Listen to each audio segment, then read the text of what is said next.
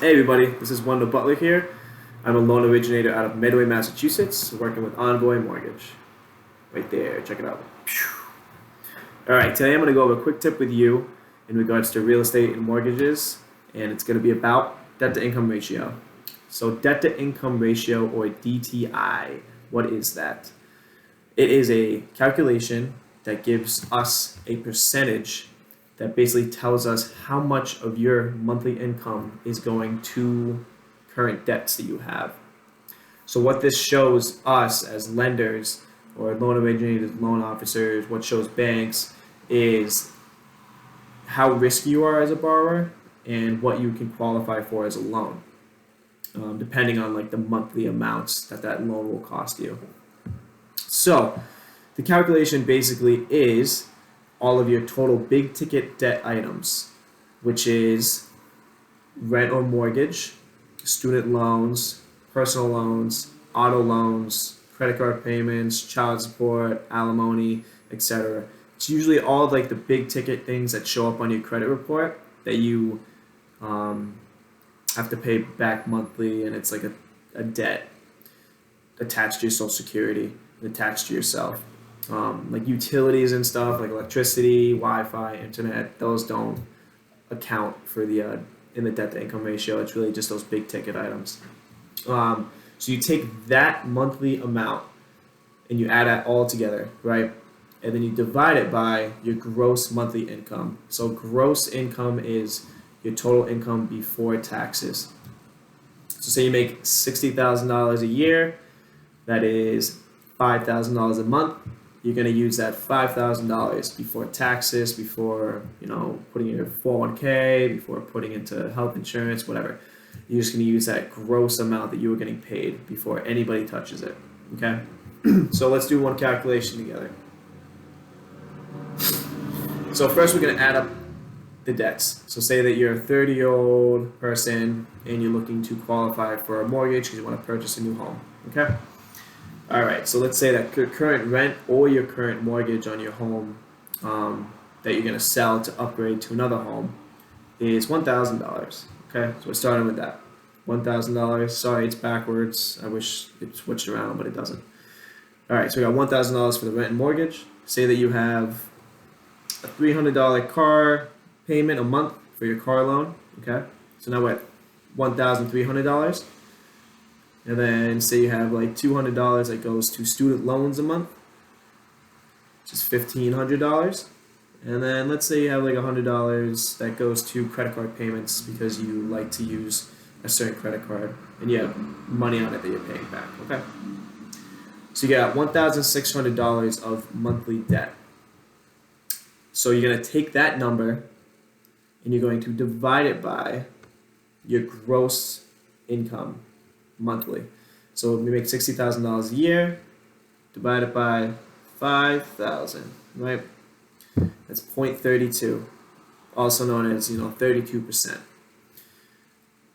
So 32% would be a debt to income ratio, and 32% is pretty good because when you say you're going from renting to buying, if you're at 32% and you're going to stop renting, so you get rid of that $1,000 debt that goes to rent, and you're going to replace it with like $1,400 or $1,400 mortgage, then so what we have, $1,600, then you minus 1,000, right, plus the 1,400, right, you divide it by 5,000.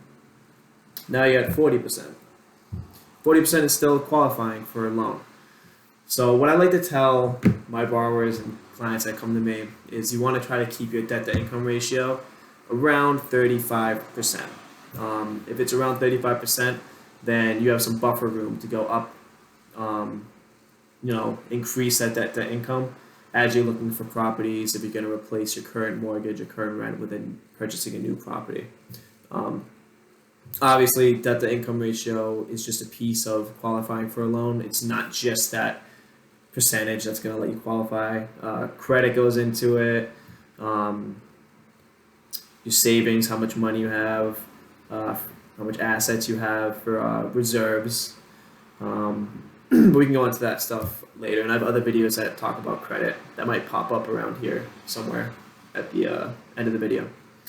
But anyway, debt to income ratio, the percentage that you want to be around, I would say it's 35% if you're like home searching or trying to qualify for a loan. 43% is the max that you can do for a qualified mortgage. So once you go over 43%, which you can do, here we usually can get up to like 50% sometimes. 50% is about the max, but it really depends on your other financials, like your credit and how much money you have and what the rest of your file looks like. But 43% is usually the max for most qualified mortgages. So you don't want to go above 43%, unless you're, are looking at different loan options that allow above 43%. But then other things come into play, and that's something you have to just speak to your loan originator officer about to see what they can do and your options really. So that's really what debt to income ratio is. Almost every single lender does it. It's a quick calculation just to see how risky you are, because the higher the percentage, the more risky you are, and the less likely you'll be able to pay back the loan that you're taking out. And that's the whole point behind it. They want to make sure that you don't have so much other debt that if something goes wrong, you're going to have to focus on those rather than paying your mortgage, which eventually results in a default, which results in a foreclosure, which is not good for anybody. It's not good for you. It's not good for the lender, and it's just not a good it's a very sticky situation you don't want to get into. But that's basically what debt to income ratio is. It's a very important calculation. Everybody should know your own debt to income ratio, especially when you're looking for mortgages. So I'm going to put a quick calculation in the equation in the bio below. Is that what it's called? The bio below, just so you can see how to do it. You can just calculate your own debt to income ratio and see where you're at. And then if you have any questions, you can always leave a comment. You can message me. I have my social media all in the bio below, or the details. And then if you like this video, just give me a thumbs up and subscribe. And then if you want me to talk about anything specifically, just shoot me a message and maybe I can give it for my quick tip next time. All right, thank you guys. Have a great rest of your week. Peace.